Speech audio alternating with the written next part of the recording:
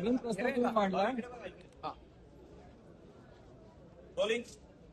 स्थगन प्रस्ताव मांडलाय तुम्ही मुलं बेपत्ता होण्यासंदर्भात. नाही, दुर्दैवाची बाब आहे की महाराष्ट्र 21व्या शतकामध्ये प्रगतीशील राज्य म्हणून घेऊन याच्याकडे पाहिलं जातं.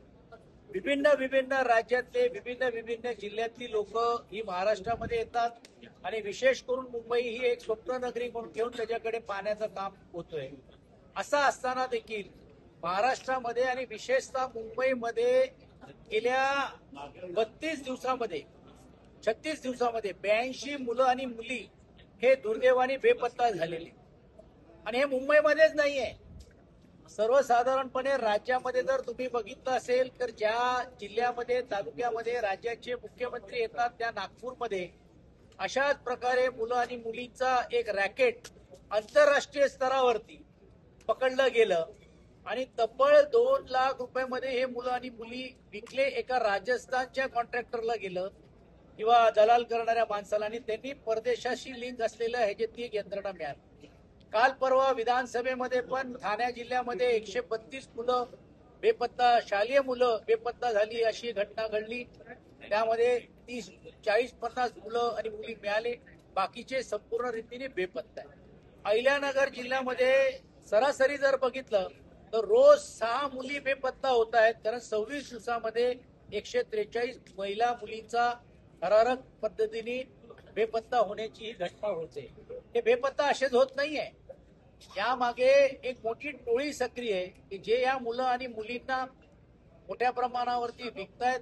काही छोट्या मुलं आणि मुलींना भीक मागण्यास भाग पाडतायत, काहींना क्रिमिनल ऍक्टिव्हिटीज मध्ये वापरण्याचं आणि ट्रेनिंग देण्याचं काम करतायत.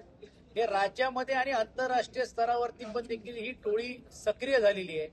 या प्रश्नावरती लक्ष वेधण्यासाठी आज स्थगन प्रस्तावाच्या माध्यमातून हा प्रश्न मी विधान परिषदमध्ये मांडलं. कारण नॅशनल क्राईम रेकॉर्ड ब्युरोच्या अंतर्गत हे आकडे आलेले आहेत. एका आकडे आम्ही दिले नाही, पण असे असंख्य आकडे आहेत की ज्याची तक्रारच होत नाहीये.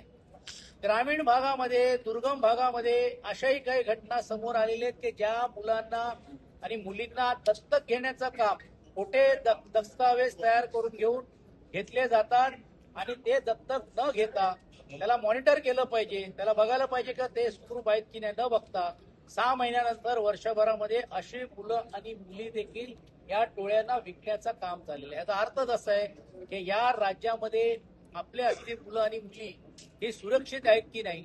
सर्वसामान्य श्रीमंतांची मुलं आणि मुली सुरक्षित आहेत, तुमच्या आपल्यासारख्यांची सुरक्षित आहेत, पण सर्वसामान्य जो गरीब तबक्यातला असलेला आहे, सर्वसामान्य चाळीत राहणारा, झोपडपट्टीमध्ये राहणारा, दुर्गम भागामध्ये, ग्रामीण भागामध्ये राहणारा, यांच्या मुलींना बाहेर सोडायचं की नाही हा संभ्रम आणि हा प्रश्न निर्माण झालाय. आणि म्हणून ह्याची दखल मी घेण्यास भाग पाडला आणि माननीय सभापती महोदयांनी राज्य सरकारला निर्देश दिलेले की याबद्दलची त्वरित दखल घ्यावी.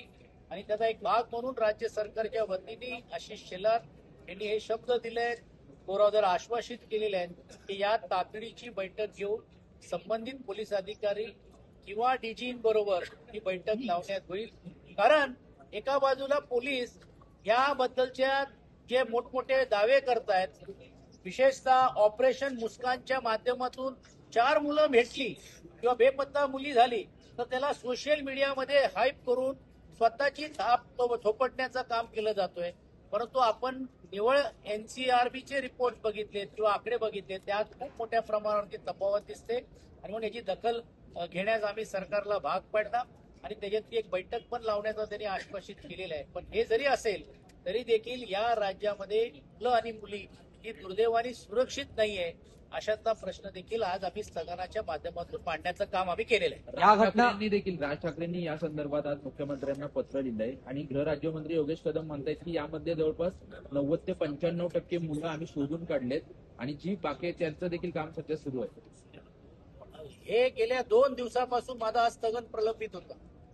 आज सन्मान्य राज ठाकरे साहेबांनी ट्विट केल्यानंतर परत मी माननीय सभापतींनी सांगितलं की आता ह्याला राजकीय वळण दिल्यानंतरच तुम्ही आम्हाला स्थगन देणार आहात का. माननीय सभापती महोदयांनी तातडीने विशेषतः अनिल परबजी, सतीश पाटीलजींनी पाठिंबा दिल्यामुळे ते मान्य आणि मंजूर करून मला बोलण्याची संधी दिली. पण असं का होतं का हे ट्विट झाल्यानंतरच हा विषय होतोय. विधानसभेमध्ये आम्ही बटतोय, विधान परिषदमध्ये आम्ही मागणी करतो. म्हणजे याचा अर्थ असा आहे की सरकारला हे आकडे लपवायचे होते. आता राज्यमंत्र्यांना काय माहित असेल, त्यांना एक शहराचा विभागाचे ते गृह राज्यमंत्री आहे, ग्रामीण भागाचा काय त्यांच्याशी संबंध आहे काय, तुमची माहिती न घेता परस्पर काहीतरी आकडे सांगायचं. मग आम्ही हे जे आकडे आणि विशेषतः विधानसभेमध्ये छापून आलेले राज्य सरकारचे आकडे खोटे आहेत का? मग हे मंत्री महोदय अशी सरसकट बोलून घेऊन पळवाट काढण्याचा जर प्रयत्न होत असेल तर मला वाटते हे दुर्दैवी आहे. कारण गृह विभाग आणि विशेषतः असलेले त्याची पोलीस यंत्रणा या कामामध्ये मग्न नाहीये. बाकीच्या सर्व इतर कामामध्ये व्यवस्थित रीतीने सर्व गोष्टी चाललेल्या आहेत. त्याची चर्चा आम्ही आता अंतिम आठवड्यामध्ये आम्ही करणार आहोत. MMRचा प्रश्न आहे. डोंबिवली इथल्या MIDC मध्ये गुलाबी रस्ते पाहायला मिळत आहेत. प्रदूषण नियंत्रण मंडळ विधान भवन मध्ये रेड कार्पेट बघायला मिळत आहेत. कल्याण डोंबिवलीमध्ये तुम्हाला आता गुलाबी कार्पेट सारखी परिस्थिती त्या रस्त्यावरती झालेली आहे. याचा अर्थ असा आहे की या AQIच्या अंतर्गत प्रदूषणचं स्तर किती गेलेलं आहे. आणि हे आज नाही, तिकडच्या ज्या असलेल्या वेस्ट असलेल्या इंडस्ट्रीज किंवा पर्यावरणयुक्त त्या इंडस्ट्रीमध्ये STP लावावी ही गेल्या अनेक वर्षापासून डोंबिवलीची ही मागणी होती. कारण केमिकल झोन हा केल्यामुळे तिकडचं पूर्ण वातावरण दूषित झालेलं आहे. सरकारने याच्यात तातडीने लक्ष घातलं पाहिजे. संबंधित कल्याणकर आणि डोंबिवलीकरांना त्या आरोग्यावरती पण देखील धोका निर्माण झालेला आणि ह्याची संपूर्ण जबाबदारी ही शासनावरती जाईल जर त्यांना काहीतरी आरोग्याचा धोका निर्माण झाला तर. धन्यवाद. धन्यवाद.